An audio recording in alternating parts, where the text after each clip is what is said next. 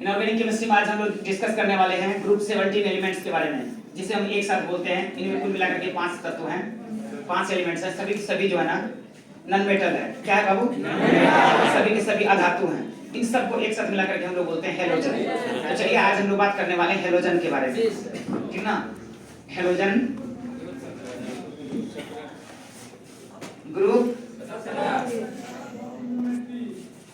Group 17 elements, group 17 के तत्व। Group 17 elements are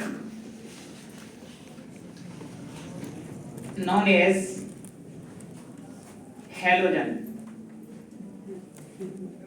group 17 के तत्वों को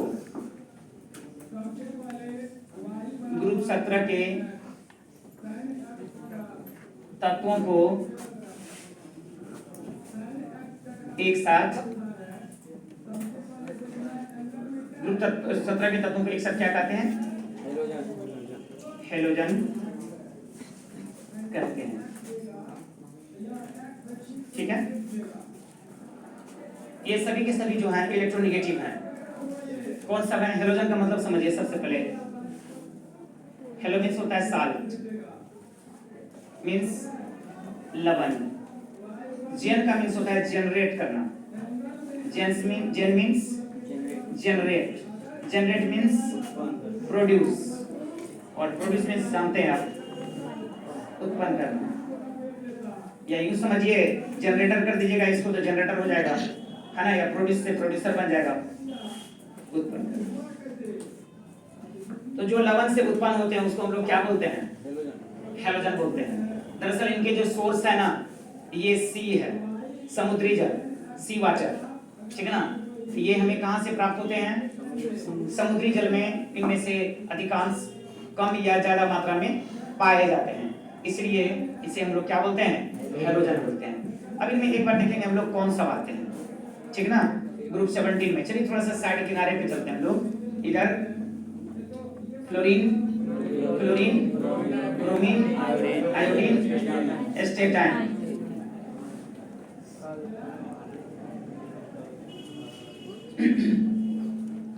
फ्लोरीन, ब्रोमीन, आयोडीन और एस्टेटाइन, इन सबको एक साथ देखिए कितने एलिमेंट हैं? 1 2 3 4 5। All the 5 elements are collectively known as halogen, ठीक ना। इन सबको हम एक साथ क्या बोलते हैं? हेलोजन, ठीक ना। और ये ग्रुप 17 में आते हैं, ग्रुप 17 में आते हैं। अब चलिए बात करें हम लोग इनका। क्लोरीन सबसे टॉप में आता है, क्लोरीन है, इसके बाद ब्रोमीन है, आयोडीन है, एस्टेटाइन है, ठीक है। इनका इलेक्ट्रॉनिक कॉन्फ़िगरेशन या बैलेंस इलेक्ट्रॉनिक कॉन्फ़िगरेशन किसी का भी आप देखेंगे, जैसे हम बात करें फ्लोरीन का, उसका देख लीजिए आप 9 है, 1s2 2s2 2p, 4 आ गया तो हम कितना लेंगे? 5। तो देखो फर्स्ट ऑर्बिट में कितना, सेकंड कितना हो गया? 7, यहाँ 5 है ना, 5 और यहाँ 2, तो 7 हो गया टोटल। देखिए 2 और 7, बैलेंस इलेक्ट्रॉन इसके कितने हैं? 7, ठीक ना। तो ग्रुप 17 के जितने भी तत्व हैं, इन सब का वैलेंस इलेक्ट्रॉन, संयोजी इलेक्ट्रॉन कितना होता है? 7 होता है। वैलेंस इलेक्ट्रॉन सबको पता है, किसी भी परमाणु के सबसे बाहरी कक्ष में जो इलेक्ट्रॉन मौजूद होता है उसे हम लोग क्या कहते हैं? वैलेंस इलेक्ट्रॉन बोलते हैं। Number of electron available in the outermost orbit of any atom referred as or regarded as valence electron। ये वही इलेक्ट्रॉन है जो रासायनिक बंधन में भाग ले सकते हैं, यानी बॉन्डिंग कर सकते हैं। सर्टेन नहीं बोल सकते हैं साथ का साथ वो बॉन्डिंग करेगा, लेकिन ये साथ जब वहां पहुंचते हैं, सामने वाले की जितनी डिमांड होती है उसके अकॉर्डिंग क्या करते हैं? ये बंधन बनाते हैं, है ना। नेक्स्ट आप देख लो एक और, जैसे मैंने लिया क्लोरीन, तो 17 है, 1s2 2s2 2p6 3s2 3p5। देखिए 2 2 4 6 4 10 12 5 17। फर्स्ट ऑर्बिट बाबू, सेकंड में 8, थर्ड में 7।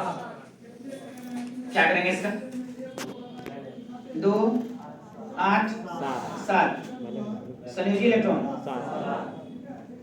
देख रहे हैं ना, संयोजी इलेक्ट्रॉन कितना हो गया 7 हो गया। अब देखो यहाँ पे 2p5 है, यहाँ क्या हो गया 3p5, तो यहाँ आ गया आपको क्या 2p5, यहाँ आ गया 3p5, यहाँ आएगा 4p5, यहाँ आएगा 5p5, यहाँ आएगा बोलिए बोलिए 6p5, तो 2p5 यहाँ 3p5 दूसरा में, तीसरा में आ जाएगा 4p5, 5p5, 6p5, इस तरीके से बात कर रहा हूँ। अब हम बात करें इनका वैलेंस इलेक्ट्रॉनिक कॉन्फ़िगरेशन क्या होगा, तो वैलेंस में देखिए सबसे अंतिम में कितना है 7, तो यहाँ 2 जहाँ पे है बाबू, एक बार देखो ध्यान से सारे लोग, जहाँ 2 है यहाँ हम 2 की जगह ले लेंगे n, छोटी n, जहाँ छोटी n का मतलब है नंबर ऑफ ऑर्बिट, कक्ष की संख्या। यहाँ देखिए ना संयोजी इलेक्ट्रॉन कितना है 7, तो कितने कितने को मिला के 7 हुआ है 2s2p5, यहाँ देखिए फिर क्या हुआ है 3s2p5, तो हम ऐसा कर रहे हैं ना, ये 2 की जगह या 3 की जगह हम n लेंगे, तो ns2 np5 सब में आ जाएगा। देखो यहाँ पे 2 की जगह आप n रखो, ns2 np5, यहाँ फिर रखिए ns2 np5, फिर ns2 np5, तो ये पूरे ऊपर से नीचे तक जो भी है इनमें ना सब में एक जैसा आ जाएगा, ठीक है ना। किसके लिए संयोजी इलेक्ट्रॉन के लिए, तो संयोजी इलेक्ट्रॉनिक कॉन्फ़िगरेशन हम उसको बोलेंगे, ठीक है ना। तो संयोजी इसका valence electronic configuration, valence electronic configuration of group 17 element, ठीक ना। इसका संयोजी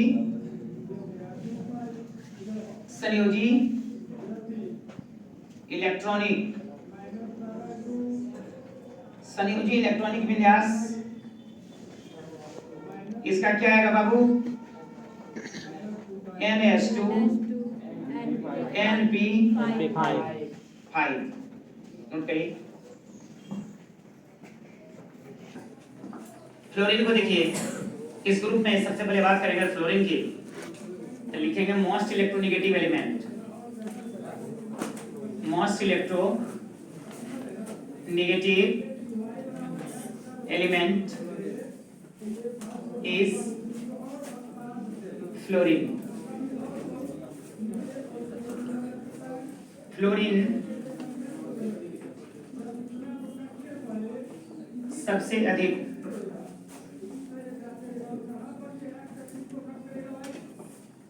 विद्युत ऋणात्मक तत्व है, ठीक है। जैसे हम बात करें कुछ के लिए इनमें से, जैसे कैल्शियम क्लोराइड का नाम आपने सुना होगा, कैल्शियम क्लोराइड Na3Al(F6), इसे हम लोग क्रायोलाइट के नाम से जानते हैं। किस नाम से जानते हैं क्रायोलाइट। इसमें देखो आपको फ्लोरीन मिलेगा, ठीक है ना। कैल्शियम क्लोराइड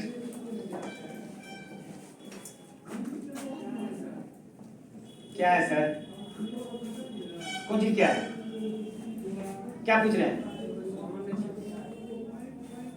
कहाँ के लिए बोल रहे हैं, कैल्शियम क्लोराइड और उससे नीचे यहाँ Na3Al(F6), Na3Al(F6) क्या हुआ जी, इसे क्रायोलाइट के नाम से जाना जाता है, क्रायोलाइट। क्लोरीन की अगर हम बात करें तो याद है आपको, समझ में रॉक साल्ट बोलते हैं इसे, ठीक ना, क्या बोलते हैं रॉक साल्ट, ठीक है। टेबल साल्ट के नाम से भी जानते हैं इसे, NaCl। देखो आपको ये किस अवस्था में मिल रहा है, कंबाइंड फॉर्म में है, सारे के सारे किस फॉर्म में है, कंबाइंड फॉर्म में है। हाँ,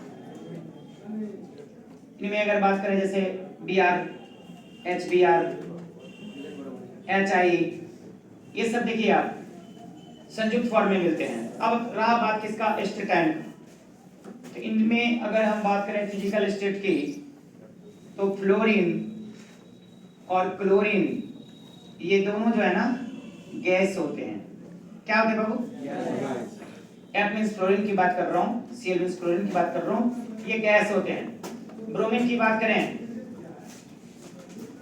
Br, ये ब्रोमीन का संकेत है Br, ठीक है ना। तो ब्रोमीन जो है ये लिक्विड होता है, द्रव होता है, लिक्विड। ओके, और आयोडीन की बात करें, ये सॉलिड होते हैं। आयोडीन वोलेटाइल सॉलिड होते हैं। वोलेटाइल समझते हैं? यस, वोलेटाइल सॉलिड मतलब वाष्पशील ठोस होते हैं। अब रही बात अंतिम में, तो अंतिम में हम बोलेंगे आपको ठोस तो होगा ही होगा, कंफर्म रहिए, लेकिन वो रेडियो एक्टिव होता है। किसी भी ग्रुप के आप आखिर में जाओगे, नीचे बॉटम में, अक्सर, ठीक है ना, अक्सर आपको जो एलिमेंट से मुलाकात होगी वो रेडियो एक्टिव होता है। रेडियो एक्टिव वैसे एलिमेंट होते हैं जिनके न्यूक्लियस के टूटने से अल्फा, बीटा और गामा का रेडिएशन होता है, उत्सर्जन होता है, अल्फा का, बीटा का और गामा का।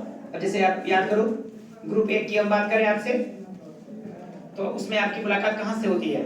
शुरुआत आपको हाइड्रोजन से होती है। बोलते हैं हम लोग ना मजाक मजाक में, हाय लीना करब सफर। चलो एक नजर हम लोग देख लें इसको, कंपेयर कर रहे हैं, दिखा रहे हैं। ग्रुप 1 में देखिए, हाय लीना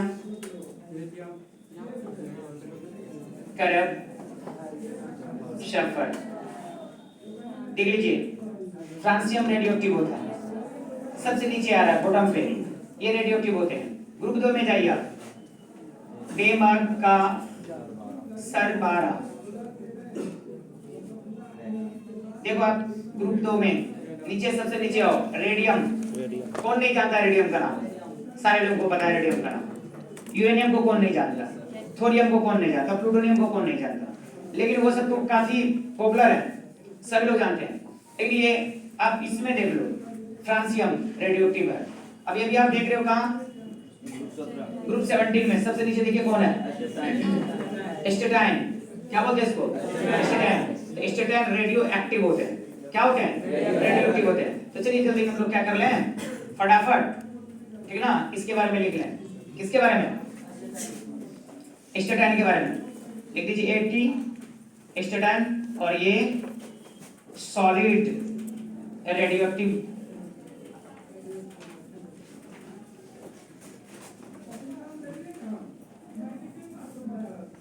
सबस्टांस, ठोस रेडियो सक्रिय पदार्थ, ठोस रेडियो सक्रिय पदार्थ, ठोस रेडियो सक्रिय पदार्थ है एस्टेटाइन।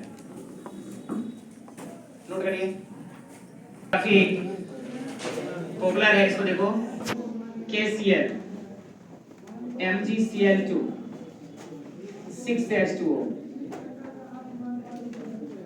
ठीक है ना। इसे बोलते हैं हम लोग कार्नेलाइट। क्या बोलते हैं इसे? कार्नेलाइट। कार्नेलाइट में देखिए आपको क्या क्या मिल रहा है, बहुत कुछ है, पोटेशियम है, क्लोरीन है, मैग्नीशियम है, हाइड्रोजन है, ऑक्सीजन है, लेकिन हमारा फोकस यहाँ किस पे है? क्लोरीन पे। वहां से आप देखो ना, तुलना करो ना कि कौन आपको यहाँ मिल रहा है। तो कार्नेलाइट से हम क्या प्राप्त कर सकते हैं? क्लोरीन को प्राप्त कर सकते हैं ना, कार्नेलाइट।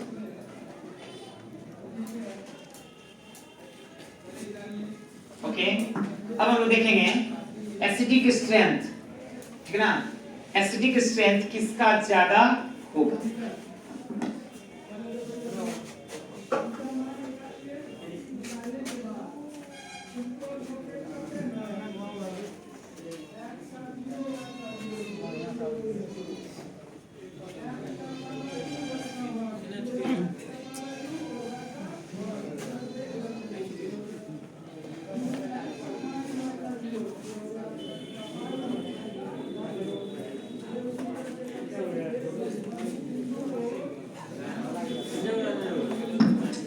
देखिए यहाँ अब डिस्कस करेंगे हम लोग एसिडिक स्ट्रेंथ के बारे में।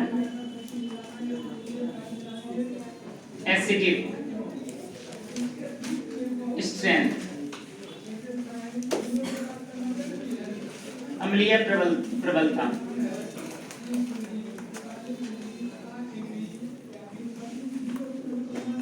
तो देखा आपने ग्रुप 17 में, फिर कल बाहर आई आंटी, याद रखने का सिंपल सा फंडा है।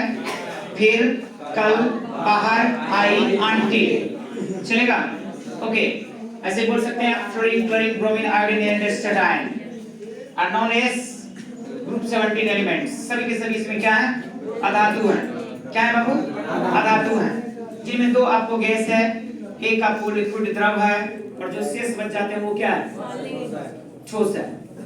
ओके, अब आप यहाँ देखिए फ्लोरीन, क्लोरीन, ब्रोमीन, आयोडीन में, तो देखो एक बार मैं लिखा फ्लोरीन, क्लोरीन पहले समझ ले भाई, ब्रोमीन, आयोडीन। आप सोच रहे हैं एस्टाटाइन क्यों नहीं लिख रहे?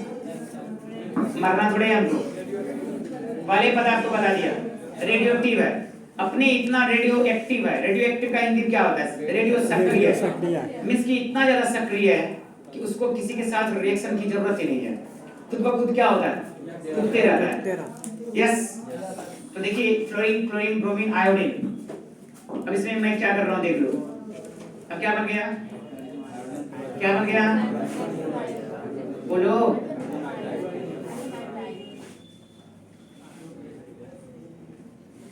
समझ में आ रहा है? तो सबसे जो प्रबल होगा, सबसे जो स्ट्रॉन्ग होगा, ठीक है ना? देख लिया, HI। सबसे कम कौन होगा? HF। Greater than, greater than, greater than, most greater. उसी तरह से हम लोग बोलेंगे रिड्यूसिंग स्ट्रेंथ, रिड्यूसिंग स्ट्रेंथ। अब कारक गुण, कौन गुण भाई? अब कारक गुण, या रिड्यूसिंग प्रॉपर्टी भी बोल सकते हैं, या रिड्यूसिंग नेचर भी बोल सकते हैं, या प्रबलता भी बोल सकते हैं इसको। बिल्कुल ऐसा ही।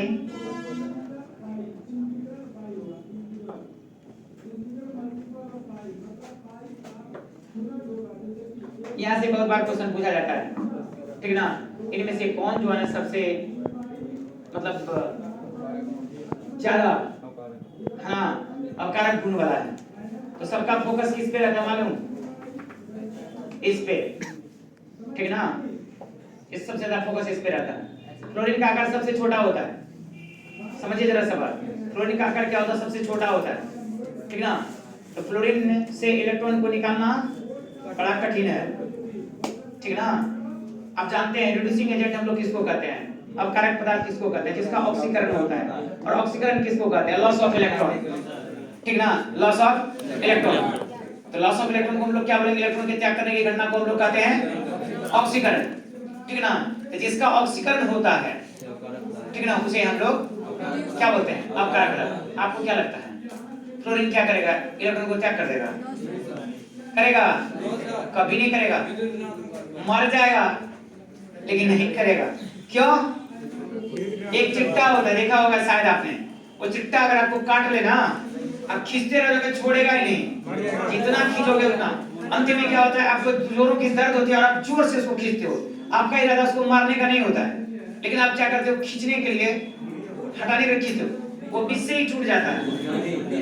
अब ले, वो बीच से ही टूट गया, मुंडी उसका आ गया वहीं, दांत कटा हुआ है, चिपका हुआ है, और उसका जन गर्दन के साइड से वो नेक रीजन पे वो क्रैक कर गया, टूट गया, उसको तू फेंक दिया उधर, अभी भी वो चिपका हुआ है। वही है फ्लोरीन, ठीक ना? मर जाएगा लेकिन जल्दी त्याग नहीं करेगा। फिर आप सोचते होंगे सर जी तो आयोडीन क्यों कर दिया? इसका बहुत बड़ा राज नहीं है, छोटा सा राज है। क्या है छोटा सा राज? देख लीजिए, फ्लोरीन, क्लोरीन, ब्रोमीन, आयोडीन। अब एस्टाटाइन को हम छोड़ ही देते हैं, अलग कर दिया मैंने इसको। As we move from top to bottom, जैसे हम लोग ऊपर से नीचे जाते हैं, ये क्या कहलाता है? ग्रुप। इसे हम लोग क्या बोलते हैं? ग्रुप। ग्रुप का हिंदी कोई बताएगा? समूह। तो किसी भी समूह में जब बबुआ, आप देखो तीर का निशान किधर जा रहा है? नीचे, ऊपर से नीचे। जैसे हम लोग ऊपर से नीचे आते हैं, एटॉमिक साइज में वृद्धि होती है। तो फ्लोरीन में आपने देखा था 2-7 कितना था? 1s2 2s2 इस तरह से। इसमें अगर आ जाएंगे 3 इसमें आ जाएंगे, इसमें आ जाएंगे। आप देखो यहाँ पे कितना बड़ा साइज है, 2 ऑर्बिट है इसमें 3, इसमें 4, इसमें 5, तो ऑर्बिट बढ़ रहा है, ठीक है ना। इसमें कौन होते हैं? इलेक्ट्रॉन। इन सब ऑर्बिट में कौन होते हैं? Electron is a circular path around the nucleus where electron revolves, ठीक है ना। केंद्रक के चारों ओर का वृत्ताकार क्षेत्र जिसमें इलेक्ट्रॉन चक्कर लगाते हैं उसे हम लोग क्या कहते हैं? कक्ष कहते हैं ना बाबू लोग। तो देखो इलेक्ट्रॉन पे कौन सा चार्ज होता है? माइनस, और केंद्रक में प्लस, क्योंकि केंद्रक जो होता है nucleus that is the central part of atom. केंद्रक परमाणु का बीच वाला भाग है जहां प्रोटॉन और न्यूट्रॉन रहते हैं। तो न्यूट्रॉन पे कोई चार्ज नहीं होता, उदासीन होता है, लेकिन प्रोटॉन पे क्या चार्ज होता है? और इलेक्ट्रॉन पे माइनस। तो दोनों के बीच में क्या होता है? आकर्षण का बल लगता है, जिसे हम लोग बोलते हैं न्यूक्लियर फोर्स, नाभिकीय बल। तो देखो नाभिक के सबसे करीब ये है, ज्यादा बल लगा, और इसके तो खींच रहा है ना पूरा, यहाँ बढ़ रहा है। जैसे जैसे आकार बढ़ेगा केंद्रक के द्वारा लगने वाला बल घटते जाएगा, यानी दूरी बढ़ने से बल क्या होता है? घटती है। तो बड़ी आसानी से इलेक्ट्रॉन को क्या कर देगा? त्याग कर देगा। जबकि है क्या? अधातु, अधातु है। लेकिन हम बात करते हैं ना, जब 2 चोर खड़े होते हैं आपके सामने, तो सोचता है, तो सोच में पड़ जाते हो, और दोनों चोर बोल रहा है किसी एक को जो है ना आज रहने दीजिए, मतलब आपके दरवाजे में हम रहना चाहते हैं, देखिए बहुत रात हो गई, कहाँ जाएंगे? अब अंदर सीरन हो रहा है, ठीक ना, सीरन हो रहा है, दोनों चोर है, पता नहीं क्या खोल के ले जाएगा, पता नहीं क्या चुरा के ले जाएगा। तो आप सब पका जाते, तो बोलते नहीं देखिए ना दिक्कत है, पहले से गेस्ट आया हुआ है। एक वो बोलता है आप फैसला कर लो, रहेंगे तो हम लोग पक्का, ज्यादा दिक्कत है तो कोई एक बंदा रह जाएगा, हम पड़ोसी क्या रह लेते हैं, तो आप डिसाइड करो किसको रखना है। तब अब तुम सोच में पड़ जाती हो, अब तो ये ऑब्जेक्टिव क्वेश्चन दे दिया भैया, ठीक है ना, किसको रखना है। तुम्हारी मन सोचते नहीं ये तो कम चोर है, ये तो साथी है, पता नहीं तू क्या करेगा, तो बोलते नहीं ऐसे काम करिए, इसी को हम रख लेते हैं, ठीक ना। बोला ठीक है भाई, ठीक है, मैं पड़ोसी के यहाँ चला जाता हूँ। समझ में आ रहा है? तो आपने उसे क्यों चुना? क्योंकि आपकी नजर में कौन चोर है? वो जो कोई 2 में से कोई एक जो है वो कम चोर है, बस आपने डिसाइड कर लिया, वही यहाँ पे देखना होता है, ठीक ना। यहाँ पे आपको देखिए फ्लोरीन है, क्लोरीन है, ब्रोमीन है, आयोडीन है। मैंने आयोडीन की बात क्यों किया? इसलिए इनकी तुलना में ये कमजोर है, इनकी तुलना में ये कमजोर है, और इनकी तुलना में ये कमजोर है। जहां मैं चोर की बात कर रहा हूं ना, दैट इज द थिविंग प्रॉपर्टी, किसी चीज को खींचने की क्षमता, चुराने की क्षमता, दैट्स प्रॉपर्टी। और यहां हम लोग बात करते हैं केमिस्ट्री की लैंग्वेज में उसे इलेक्ट्रोनेगेटिविटी, क्या बोलते हैं बबुआ? इलेक्ट्रोनेगेटिविटी, हिंदी में बोलते हैं विद्युत ऋणात्मकता। तो अधातु का विद्युत ऋणात्मकता वह गुण है जिसके कारण या जिसके द्वारा बॉन्डेड इलेक्ट्रॉन पेयर को, बंधित इलेक्ट्रॉन की जोड़ी को अपनी ओर खींच लेती है। समझ में आया? तो विद्युत ऋणात्मकता किसी अधातु का वह गुण है जिसके द्वारा बंधित इलेक्ट्रॉन की जोड़ी को अपनी ओर क्या करता है वो? बोलेंगे चोर का क्या गुण है? चोरी करना। तो चोरी करना क्या हुआ? चोरी करना चोर का वह प्रमुख गुण होता है जिसमें वो क्या करता है, कहीं भी जाने के बाद, पहुंचने के बाद किसी चीज को क्या करता है, फट से चुरा लेता है। और कोनो बात, उसे हम लोग क्या बोलेंगे? इलेक्ट्रोनेगेटिव। समझ में आया? ओके। और इसका उल्टा हो जाएगा, जैसे साधु लोग होते हैं ना, वो कहीं भी जाएंगे तो कुछ देना चाहते हैं, कुछ न कुछ आपको दे के जाएंगे। Yes, okay. तो जैसे जैसे हम लोग ग्रुप में ऊपर से नीचे जाते हैं, आकार क्या हो रहा है? बढ़ रहा है। तो केंद्रक के द्वारा लगने वाला बल क्या होगा?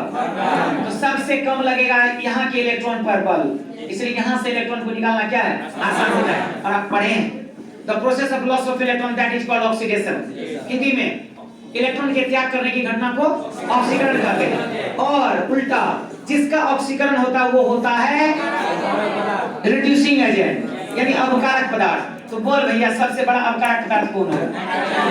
तो सबसे बड़ा अवकारक गुण किसमें होगा? सेट किया? सेट किया? अक्सर यहाँ गलती होती है, अक्सर गलती होती है, उसको लगता नहीं ये खींचता होगा, ठीक है ना। ओके, चलिए नोट कर लीजिए इसको।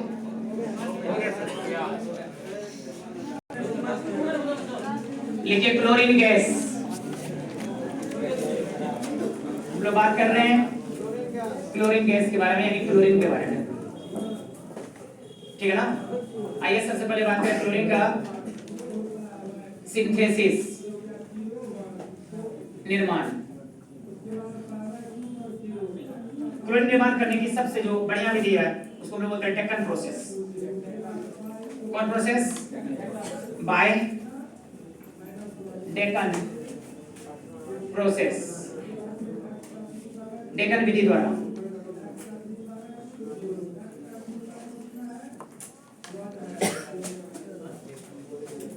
डेकन विधि में देखिए क्या करते हैं, ठीक ना,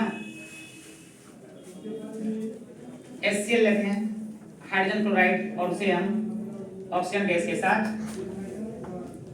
हीट कर देते हैं, अभिक्रिया करते हैं। देखिए क्या बन जाएगा, सो सिंपल, सो जरा सा देखिए जरा क्या बन जाएगा, H2O प्लस Cl2, ठीक है ना, यहाँ बन जाएंगे जल और साथ साथ क्लोरीन गैस। क्लोरीन गैस है, ठीक ना, बता दिए पहले, क्लोरीन भी गैस है, डायटोमिक गैस है, इसलिए Cl2 हमको करना पड़ेगा। ये कौन सा है बाबू, क्लोरीन गैस, लिख दीजिए chlorine gas.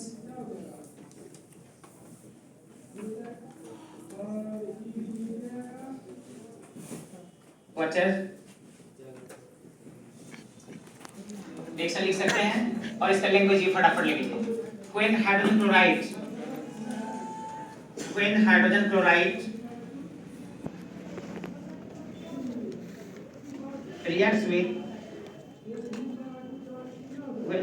chloride reacts with oxygen gas,